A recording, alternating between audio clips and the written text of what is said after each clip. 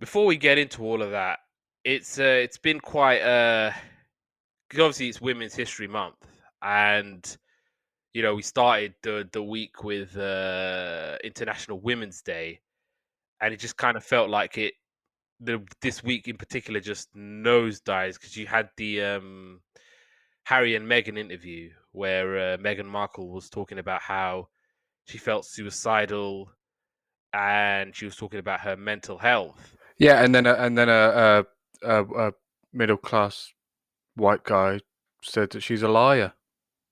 So on national on television national television, yeah. in front of millions and millions and millions of people. Yeah, I mean, I'm quite happy that there was like a bazillion. Obviously, we're talking about the Piers Morgan exit of eventual Yeah. exit of GMB, but I don't even know what to say about that, man. That just seems so ridiculous. I mean, I'm guessing you watched the interview on ITV. Oh yeah, yeah, yeah.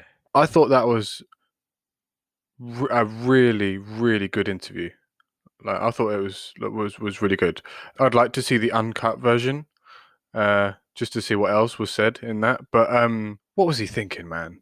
Like you said, he's a middle class, middle aged, privileged white guy who initially met, I think, Meghan the one time, and I think after that she just pretty much aired him.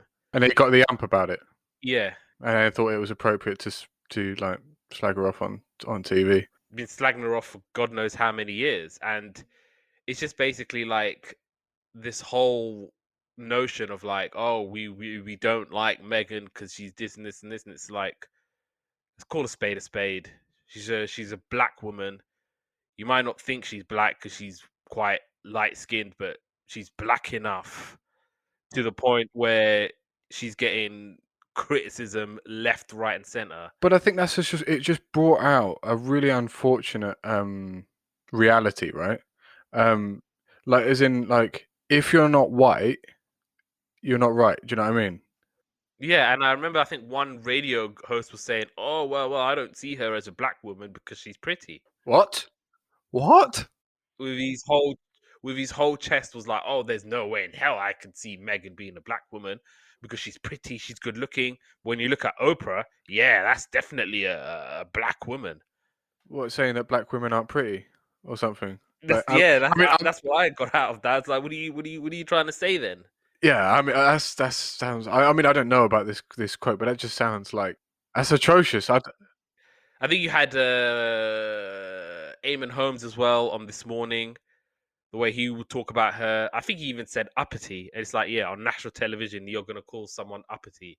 Like, are you dumb? No, the thing is, I really felt for Megan in that interview. I felt for how she was treated, what she's going through now, the sort of things that were denied to her and her son, compared with the rest of the people. And I mean, there's some pretty funny memes going around after that, to be honest. Just kind of playing on the whole situation. But it's just so. I think I was saying this at the time. Like, I mean, the royal family. I don't really care about the royal family that much. When it's just like the head of the Commonwealth, the head of this country, these people's the Queen's face is obviously on the banknotes and what the monarchy actually represents, and people kind of look into these people, and if they're perceived as acting like that, what hope has anyone else got of you know of being accepting of all people? This is just like, it just seems so daft, but to be perfectly honest, Yeah, not a whole lot of surprise there. yeah, and this was like, oh well, Piers Morgan cancel culture, and it's like, yeah, he quit because he didn't want to apologize. Yeah, I mean that quit on national television as well when he actually walked off the set. One, I mean, it was so self entitled as well, because it was literally just like, I'm not on my show or something. I won't put up with this on my show. Um, Walks off the set He and did makes, come back, I think. yeah. I mean, I didn't see the coming back bit, but he did look like a donut doing that. I mean, that's yeah. I mean, I was proper embarrassed for him. Like just It's like who's Snowflake again? Yeah. But the thing is, if you're like, everyone gets into these kind of debate situations, right? And debate situations are really good because they change people's minds, you know. And even if in the moment you think actually, like, you know, you're kind of defending yourself out of like some kind of blind ignorance, then, you know, maybe later you'll sit down and think, actually, maybe I was wrong about that, and actually he had a good point. But you've got to be able to take the flack as well as give it. Do you know what I mean? You can't just chuck all of these things out and not expect something in return. And even if it's better than what you've got to say, sometimes in a situation you've just got to stop and be like, you know what, you're right. I didn't. You know, maybe I was looking at this all wrong. Anyway, that's my own opinion. I'm no expert in any of these matters, but yeah, that's how I see it. Yeah, but you know what this whole thing kind of showed me as well with Good Morning Britain? I think it's the modern encapsulation of modern Britain. Just the way Good Morning Britain is like, you got on one hand, you've got the loudmouth bigot who will, you know, spew his nonsense, say whatever he wants to say, and on the other hand, you've got the person sitting next to him, hoping and begging that she's not complicit in all of this. But in reality, she is complicit because it's like if you're silent, you're compliant. If there's one thing white people have to take away from this last year when you lot realized that racism exists after the George Floyd murder and you guys thought, okay, racism is still a thing, then yeah, silence is compliance. You're sitting there in silence and you haven't got the guts to stand up to your co-presenter, then I'm sorry, you are compliant. You are just as bad as he is.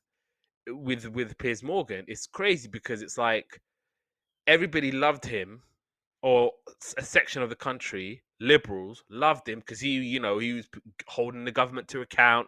He was yelling at conservative politicians, and on the other hand, you had people online going, "Oh, why is Piers Morgan shouting over these people? He's such a terrible host. Oh, he should be fired. He should be resigned. He should be doing this and this."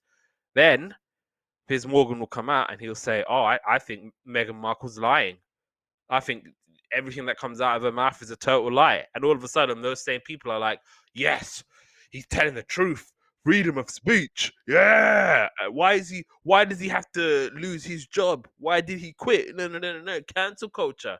It's like, yeah, the dude quit, and it's like, okay, so you don't mind when he's talking about denigrating a black woman for talking about, being suicidal. And I think while she was pregnant with Archie, and even on top of that, she's had a miscarriage.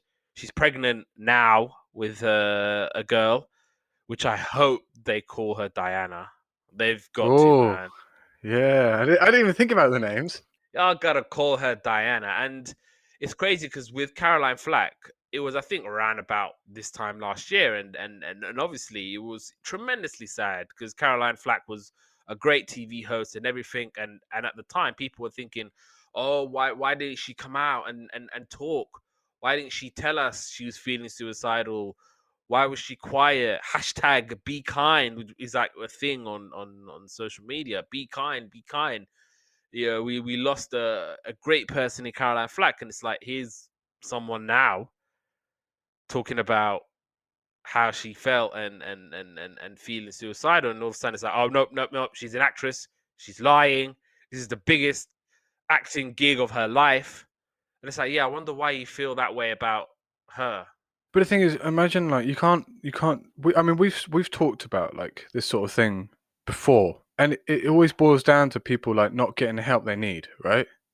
That's kind of what it boils down to. Obviously, people are dealing with their own demons, and it's like you can't do that, man. Especially when someone's brave enough.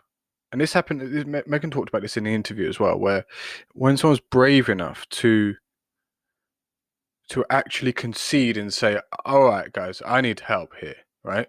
And then to be battered down and then to be criticized on TV, that's the sort of thing that would stop you then going for help, right? Yeah, yeah, And you know, and that's when it all ends up in disaster. Like I said, if someone's brave enough to actually come out and say that they need help, give them the help, man. yeah, yeah. And what all and also, I think the last bit on this interview was man, covert racism in the UK. We are undefeated when it comes to covert racism. It's undefeated. You had on Loose Women.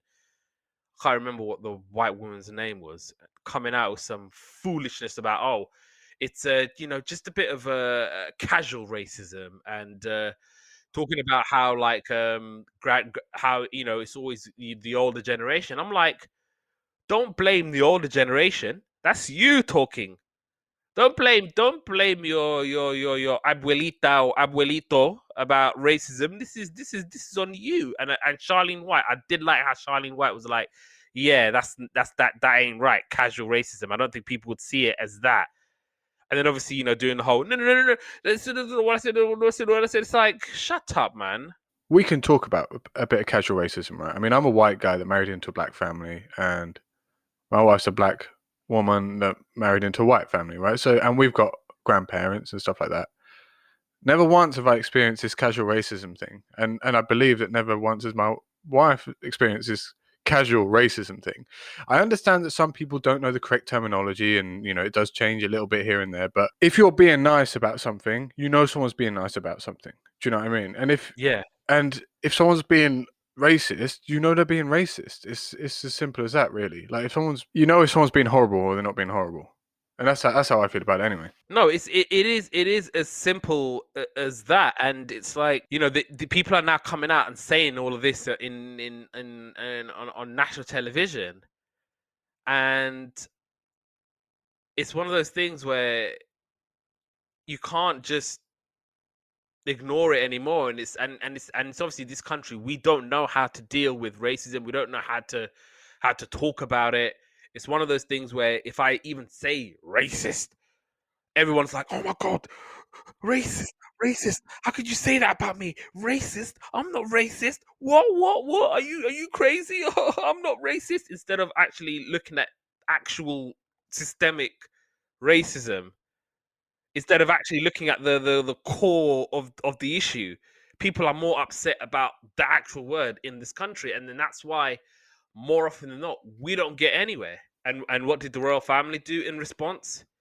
They found the nearest black people they could find for photo Oh ops. my god, this was like You had Prince Charles turning up in a black church. You had, I think, William doing some press with people there that were black. Do you know what? I've got to give credit to the BBC reporter who literally shouts out at him when he's walking past, "Is a royal family a racist institution?" or something along those lines. And And you he's literally got Charles there going, just walking around the nearest black church they could find. It's probably like right down the street from where they live. yeah. I mean, do you think they have a white press officer? Of course they do. Of course they do. I mean, what should we do in response to this? I've got a great idea. This will blow all of those allegations out of the water. What we're going to do is we're going to go down to the nearest black church and we're going to do a photo opportunity. We're gonna do photo op. We're gonna do some singing. Try to clap in time. And it's going to be like, then no one's going to be able to say anything because look what we did. I understand that obviously the interview has put royal family in a very awkward position. As opposed to Lilibet's favorite son, Who's Lilibet's favourite son? Who's Lilibet? the Queen. Oh. It's what Prince Philip calls her. Oh. You don't watch The Crown, do you? I definitely don't watch The Crown, no. This is why you need to watch The Crown, so you can know this stuff.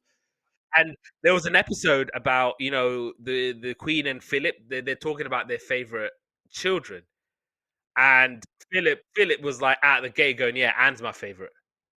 He didn't even think about it, hesitate, and they're like, "Oh," because Philip's like, "Oh, you have got a favorite," and she's like, "No, I don't. They're my kids. I all love them." And he's all like, "Really?" Mm-hmm. And she goes, "Oh, who's your favorite then?" Before she even finished the question, he was like, "Anne."